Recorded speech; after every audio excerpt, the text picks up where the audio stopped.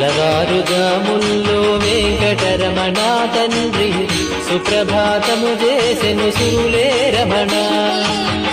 పంచామృతములతో వెంకటరమణ తండ్రి నిత్యాభిషేకములే నిత్యము రమణ.